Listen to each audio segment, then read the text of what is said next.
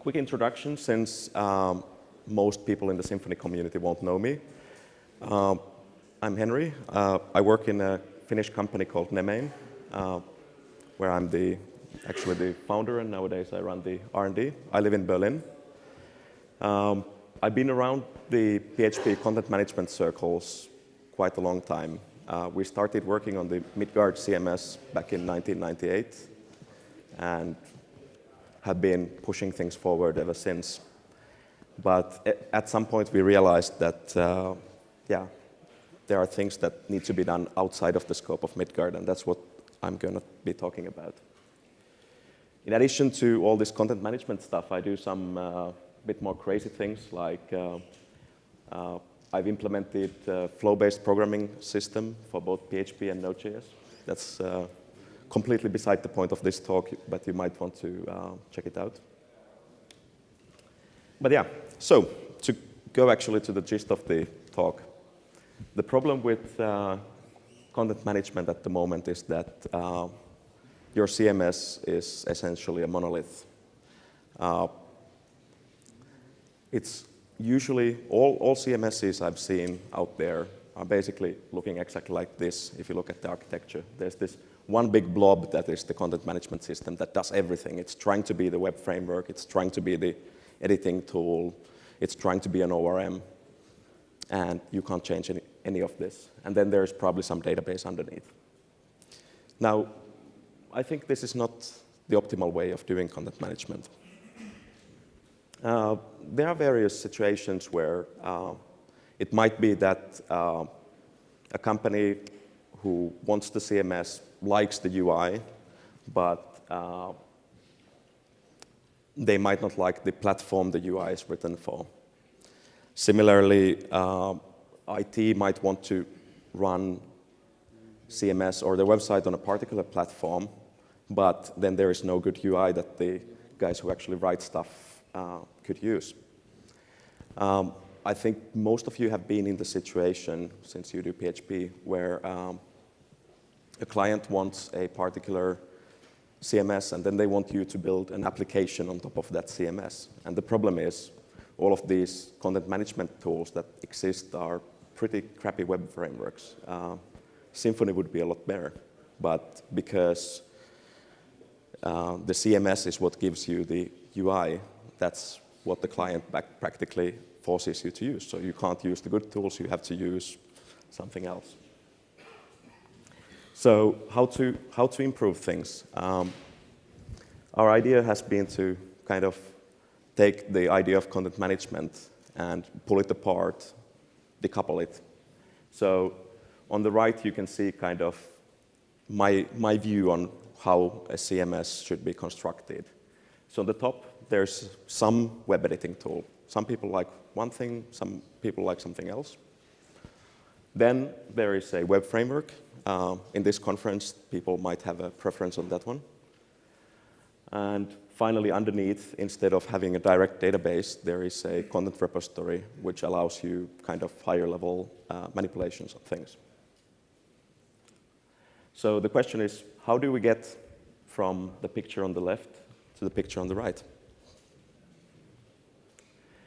What we really want to achieve is a really clean separation of concerns, because if you try to build this one big monolithic thing that tries to do all of it, it will suck. We need specialized tools. For example, Symfony is very good for actually building web services, but the content editing side is not within the scope of what Symfony is supposed to be about, and that's not something that the developers of Symfony should be concerned about. Similarly, there are things in the content storage and retrieval space that I think are not really the business of a web framework to handle. So you really want to take these concerns apart and treat each of them as a completely separate project that just can be used together. This kind of idea of decoupling might sound familiar to you. That's sort of the grand plan or grand design within Symfony itself. The idea of having components that are just basically standalone libraries that you can use elsewhere, and then bundle them together with bundles. And I mean, in the web framework space, this works great. All of the stuff I'm going to show you is pretty new. Still a year ago, I was maintaining full-time 2 of our own older web frameworks. But with Symfony components, we've been able to get rid of our own code mostly and replace it with standard components that I don't need to maintain, which has given me the time to actually focus on doing something more productive. And with the decoupled CMS idea, I hope the components I'm showing will enable you to do the same, not having to spend so much time on a content editing tool or a storage system, being able to actually focus on the projects you're supposed to be working on. So, first about the web editing side of things. So, traditionally, content editing on CMSs has been done using these forms. And we were looking at the situation and we were thinking, how can we build a web editing tool that doesn't need them? The good thing is browsers have advanced quite a lot in the past few years. The kind of understanding on how to do complex things in the JavaScript space has advanced. So we felt there would be a good time to actually build a proper new content editing tool on top of the modern web stack. So we gave ourselves a challenge. Can we build a content management system without a single form? Because, you know, forms are good for inputting structured data. Forms are the thing you use to file your taxes or apply for a visa when you go to a country that requires one. But is a form something you really want to use to communicate with your web audience? I don't think so. So what we built was Create, which is completely browser-side web editing tool. So it has no server-side dependencies by itself. Obviously, you need some way to store things that you have edited, but the actual tool runs completely in the browser. This is how it looks like in its present form. So on the top, you can see you get this toolbar where you can go to the edit stage, you can get out of the edit stage, that you can save things. We make all the content on the page editable. And then you get all the normal Visivik tools to manipulate your data.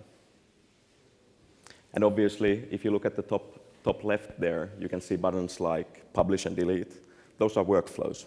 So the idea is your backend system can provide workflows to be run with your content. For example, publish, unpublish are very typical operations that everybody needs.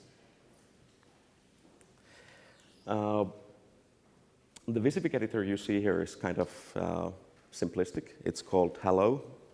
It's an MIT licensed HTML5 content editable implementation that I wrote myself because there were no good alternatives available back then. But Create is not directly dependent on that. You can also use it with other editors like Aloha. Have any of you seen that before? One hand, two hands, a couple of hands, yeah. So Aloha is pretty cool. The UI is great. It allows to do a lot of manipulation, but it has some licensing issues. It's a GPL license, so that's why we wanted to have multiple editors that you can choose from.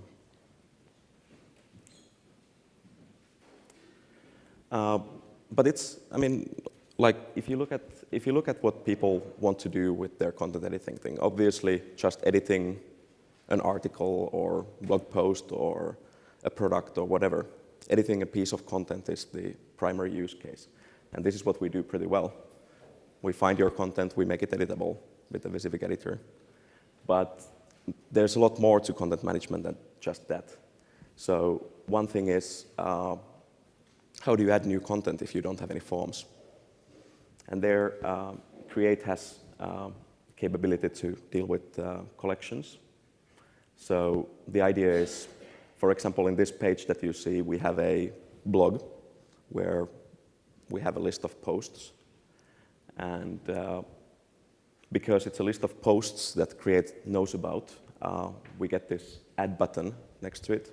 You click it, new empty blog post slides into the view, and you can start writing to it. We're using this sort of, if you've used PowerPoint or OpenOffice Impress, then you probably have seen this way of representing that this is where you can write the title, this is where you can write the content.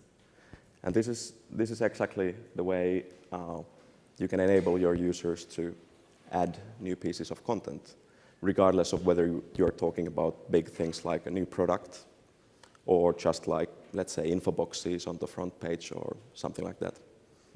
They just slide into the view, you write the content, you click save, it gets stored to the database.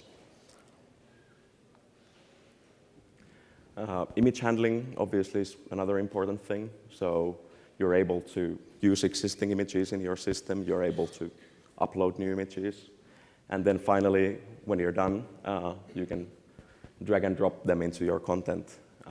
This is actually something that the Leap guys did, so I'm very, very thankful for that, because having a good way to deal with images is very important. So here you can see, like, when you're dragging the image, it shows this kind of ghost image of how the picture would look like if you dropped it right there. So you can constantly see what's going on. Another important one that I don't see many CMSs do now is kind of associating your content with other pieces of data you have. And for this, we built this Annotate.js tool, which basically indexes your content. It looks for entities it can recognize, like, let's say, people or products or places.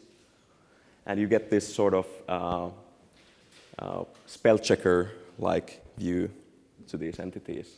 So, for example, here you can see that our enhancer recognized that Hollywood is probably something you might want to link to another piece of content. And if you click it, you can accept this automatically generated content link. So this is a bit like with wikis, that it's very easy to link from one piece of content to another. But I think we are doing it even in more automated and user-friendly fashion. And also, like you can see, the BBC Radio example there. The enhancer has noticed that there are multiple BBC radio stations. So it asks you which one of these are you talking about. So it's very similar to spell checker, but what this generates is internal links within your own content, or maybe links to external services. Like on this particular example, it would be a link to Wikipedia. So we really try to push the state of how people interact with their content, how smart the content is, forward.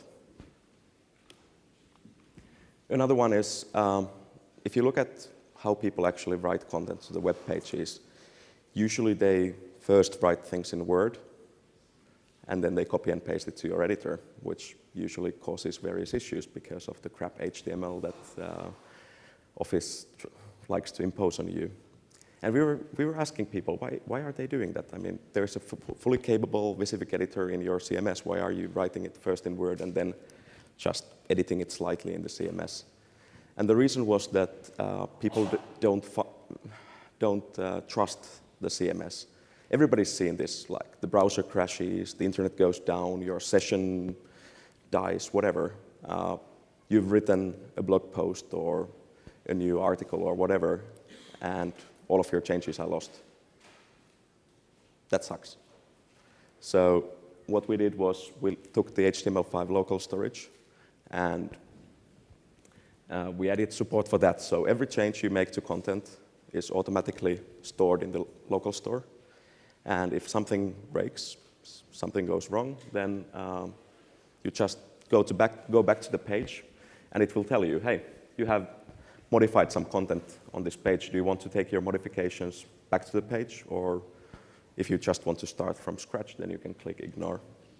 So the idea is to really make the content editing experience reliable, to teach the users that they can trust the editing tool. And I mean, this is kind of a hard part because, as you know, trust takes a long time to build and it takes very little time to lose. So we really need to get this right.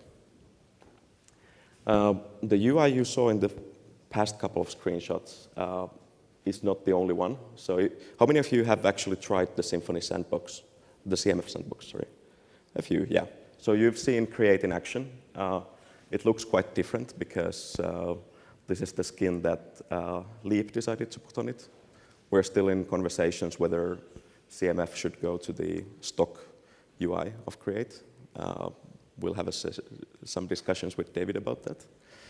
But I mean, this showcases very well that the editing experience can look very different. I mean, if you compare this to this, it's exactly the same code base, but it's just completely different view. Another one, I know all of you love Java. So OpenCMS is a pretty old Java-based content management system project. And they are actually using the same Create components in their new user interface. So that also showcases that we really have decoupling, not just between PHP projects, but actually Create can be used in your Java project or your Rails project or whatever. And I think this is very, very, very powerful. So how does it actually work? I mean, obviously, this web editing tool, which is completely in JavaScript, needs some way of interacting with the server. So first of all, there's the way the server communicates the content structure on the page, which is by serving HTML and then some RDFa annotations. How many of you have heard of RDFa? Surprisingly many, good. And then obviously, you need the other way. So by default, this is something you can completely replace. We've done examples of Create where we do collaborative editing with WebSockets. So we are not using HTTP at all to store the content or send the content to the server. We just send everything live over a WebSocket, and that works fine as well. But the default implementation is using this JSON-LD standard and just making normal RESTful HTTP requests to your CMS backend or to your Symfony website, for example. So I mean, since like maybe half of you raised your hands on the RDFA question, I'll show just briefly what it's about. So here's normal block of HTML. You've all written stuff like this. As a human, you can understand that this is about the book. There's an author. There's the name of the book, but computer can't understand this unless you are Google and you have a lot of machine learning capability. So with RDFA, you can actually explain your content to the machine. So first of all, you can use the about attribute to tell that this particular paragraph is about an object that is identified by the URL over there. It could be just a UUID. It could even be just your local database ID of a book. But that's where you say, OK, within this part of my DOM elements, I'm talking about this and this object. And then you use the property attributes to tell where the data from the object is. And this way, JavaScript can suddenly understand your content. So VIE is the library we use underneath Create to interact with the RDFA annotations on your page. So with VIE, we can just load all the data from your DOM. And then after that, we have a in-browser, in-memory kind of a database of the content you have on the page. So we can get this particular book object by its identifier, and then we can interact with its attributes. And on the client side, we actually implement sort of an MVC. We use Backbone.js, if some of you know it, so that this particular object that we're dealing with here is actually linked to the HTML view on the page. So if you change the properties of the object, the DOM will change as well. So if you change something, everything will happen as you would expect it to. With RDFa, you get a little bit of a bonus, so search engine optimization. So create is not the only thing that can suddenly understand your content structure. Search engines can also. Obviously, if you want to go on this angle, you have to use the terminology that, for example, Google understands. They specify the terms for defining a product, a company, a blog post, whatever. But the benefit is suddenly your content will have a lot smarter view in the search results, and that will get people to click it more. There was some study by a Dutch research company, I think a year ago, where they calculated that these RDFa annotations increase like page views by some crazy percentage. So I mean, for real, you do the RDFa annotations just so that your content becomes editable, but you get this kind of nice benefit that the client is probably happy to hear about. So yeah, VIE is the library we use underneath. It has also a type system, so you can actually tell it your content structure so that it can do validations and fancier things like loading different editor configurations to different editable things. So you might have a full Visivik editor for an article body, but very simplified Visivik editor for the title, for instance, or date picker or whatever. And also VIE not only talks to RDFa, but it also allows us to talk with various semantic services like Stanbol or OpenCalais or that kind of things. So yeah, underneath we have a lot of power for dealing with the data. So how does create work in the PHP world? Well, obviously you can just implement it yourself. It's, I mean, really integrating create in a simple way is just a little bit of work. But there are a couple of libraries that help you there. So first of all, for Symfony, there's the Leap VIE bundle, which provides the right kind of RESTful interactions that Create expects. And then there is a newer library called Create PHP from Content Control in Berlin. And that one is supposed to be used with your templating system. It doesn't have Twig integration yet, but I hope some of you will help with that. But the idea is that this will help you to automatically put the RDFa annotations to your pages, so you don't need to manage them separately. Okay, but that's for the web editing part. Then the middle layer for Symfony, I mean, there's kind of an obvious answer. You probably, as I said, you probably all have a favorite web framework there. But in the Symfony project, there is a sub-project called Symfony CMS, where the idea is to provide not a content management system built on top of Symfony, but instead kind of a content management system construction kit. So with CMS, you have a lot of components and bundles that help you build the kind of CMS you need. But I'm not going to talk about that because Lukas is having a talk at 3 on the track A on that. So that's where you hear a lot more about how these things that I've been talking about apply to Symfony itself. But then the other side of things, how do we, now we've solved the editing problem, we have a nice web framework, but how do we actually manage the content? And for that, we need a content repository. So PHPCR is a port of the Java Content Repository standard, which is a pretty long time and well-accepted industry standard on how to manage your data. It's kind of, you could say that JCR was probably the first NoSQL standard out there, like early 2000s. So PHPCR is a full port of the JCR API. What PHPCR is, it's basically just a set of interfaces. And a pretty large API test suite. So the idea there is you can actually choose how you want your content to be stored. So there are a couple of implementations. There's Jackalope from the Leap team, which can either store your content in Apache Jackrabbit, which is a Java content repository implementation, which is open source. So for that one, you have very good performance, very mature implementation of all of this. But obviously, it also means you need a Java process.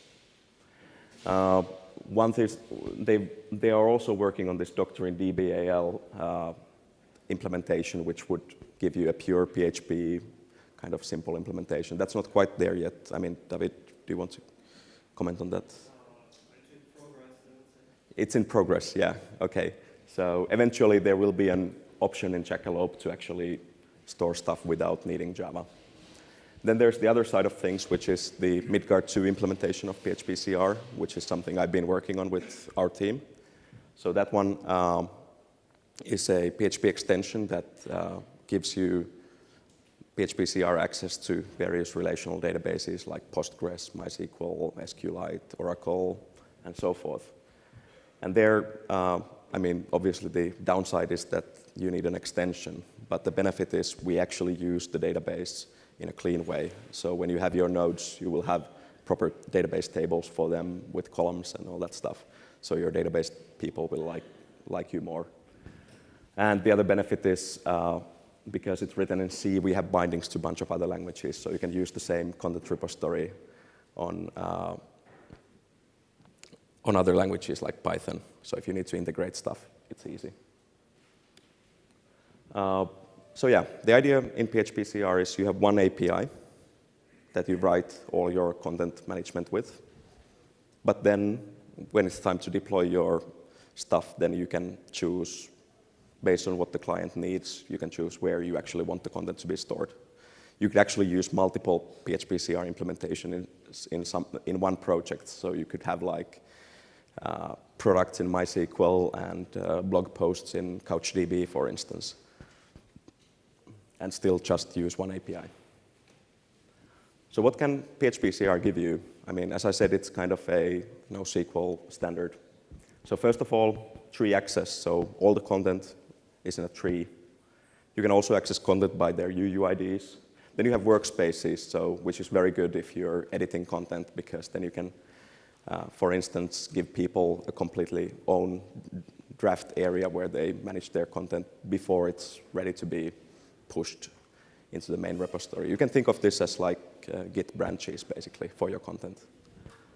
You have versioning, which is pretty cool and very useful when you're actually dealing with CMS. You have multi-valued properties, various query implementations. There is an SQL2, which is kind of SQL-ish way of querying the content repository. Very importantly, you have standard XML format for importing and exporting your content. So you know if you have problems with one PHPCR implementation, you can always get the content out and migrate it to another one.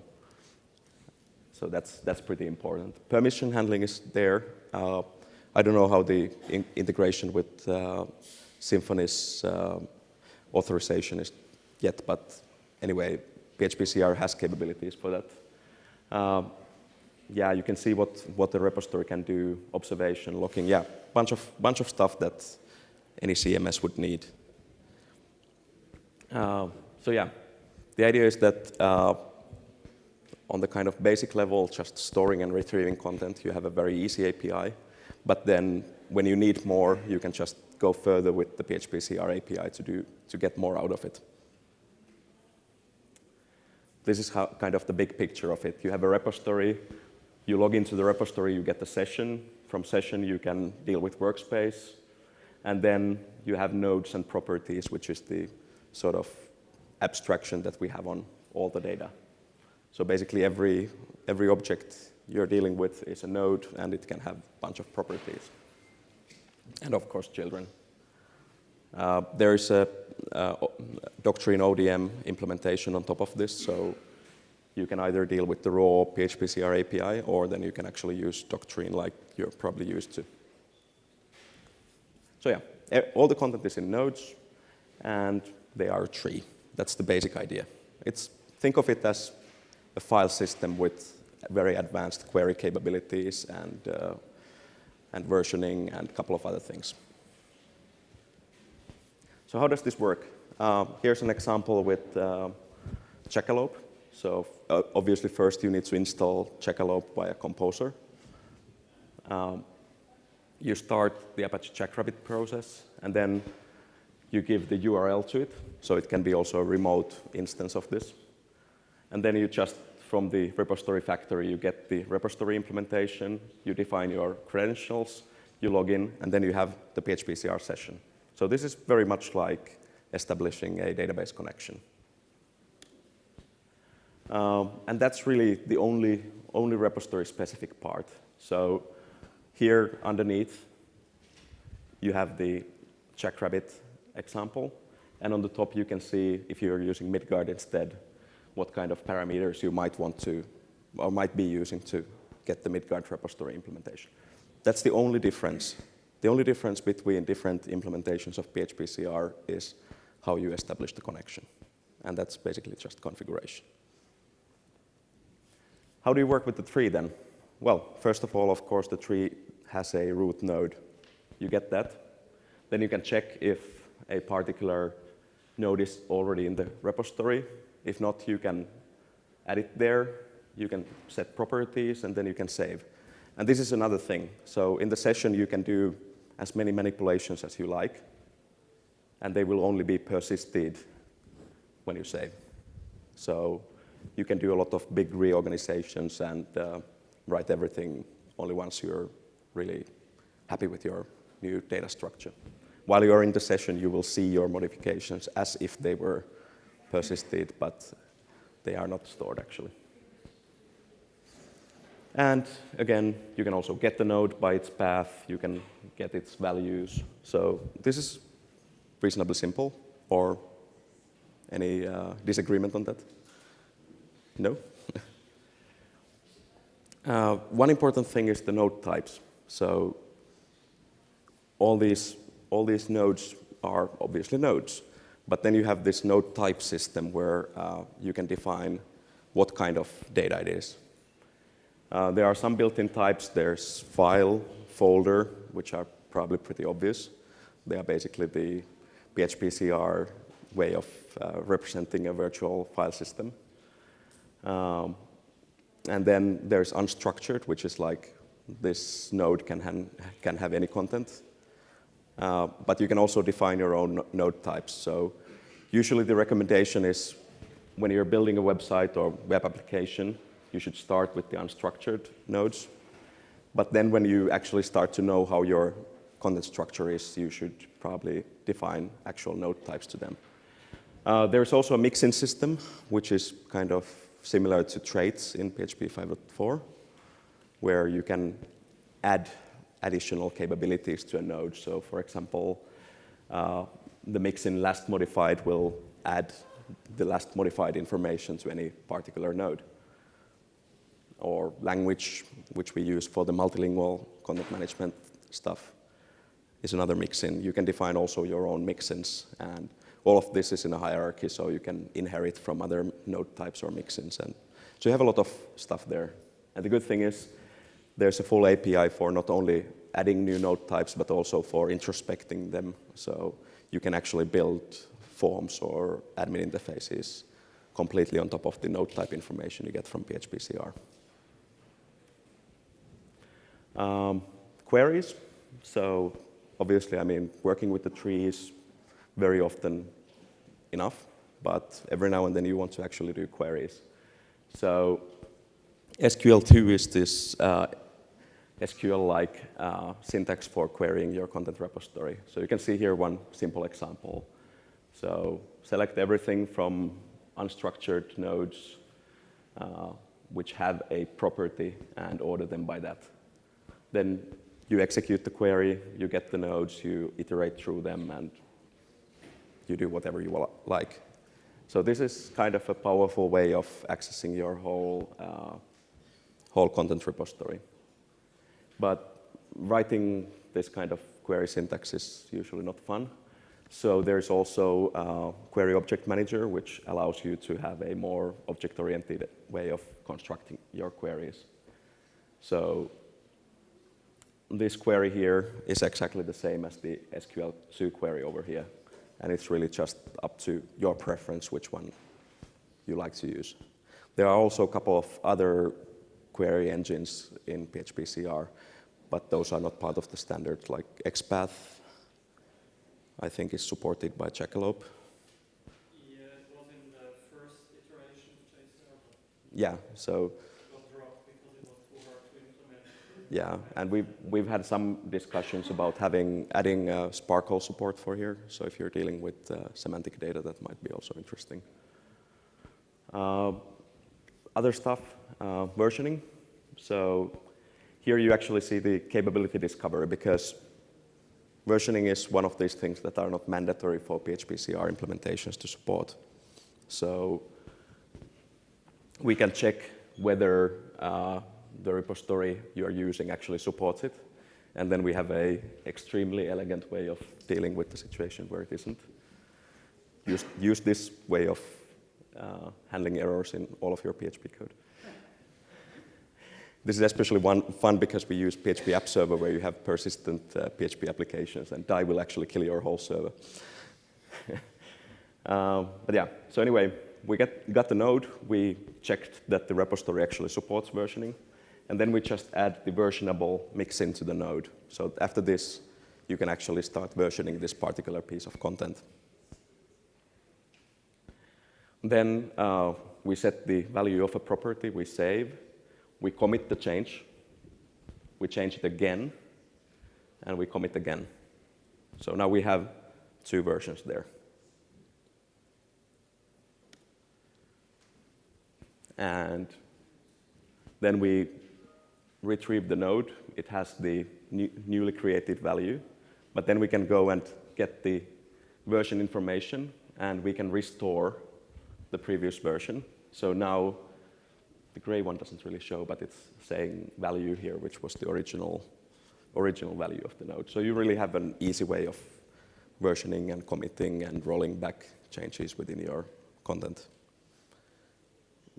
I've seen people do mistakes while they edit their websites, so this is kind of useful. You might also want to see how your content was some time ago. Then there's export and import. So here we are exporting the node to an XML file. Then we check whether the repository supports import, because that's also an optional feature. And then finally, we export the same data back, but into a different path. So now we have 2 copies of the same data, but as different entities in the content repository. The XML file is kind of verbose, but this is how it looks. The good thing about this is that it's a standard. So you know, if you export your data, or if you convert data from some old CMS implementation to this format, you know that you will be able to import it to a lot of systems from now on to a lot of years from now. So it's a safe format to deal with your content with. So yeah, this is how the decoupled CMS looks like in the Symfony world. Underneath, there's PHPCR, then there's Symfony CMS, and I would like to see create.js as the web editing layer. Currently it is. We'll see how things go. This gives you the benefit of getting a lot of different tools from all these different projects that you can actually use, a lot of features that are difficult to implement if you have to write them yourself. This allows us to, this allows the Midgard 2 maintainers to focus on having a good PHPCR implementation. It allows me to focus on the web editing interface, and it allows most of you for having a killer web framework. So we can actually do the stuff we're good at. And the other big benefit is this means we can actually collaborate. I mean, especially in the PHP world, we have a very bad track record historically on this. Every project used to re-implement the whole world. Thanks to PSR0 and Composer, this is slowly improving on the PHP side of the code. But now also with these standard interfaces, we actually have projects collaborating that probably wouldn't have had anything to do with each other in the past.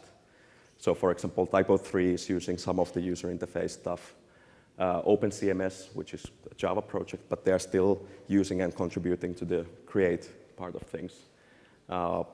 In Drupal and WordPress, this stuff is not there yet in the product itself, but for both of them, there are modules for dealing with this stuff.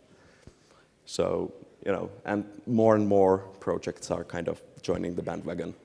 They might use just some parts of Create, or they might just use PHPCR, but it doesn't matter. That's the whole point of decoupling, is that you use the components you need. You might contribute more, and everybody benefits. So that's it. There's my Twitter account. There are a couple of URLs here. All of this stuff is under MIT license, I think. Except for PHPCR, I think, which is Apache. Yeah, PHPCR is Apache license. But anyway, permissive open source licenses, so you can use any of these components in your proprietary product, or you can use them in an open source project, no problems. We are very happy to receive feedback and pull requests and all that.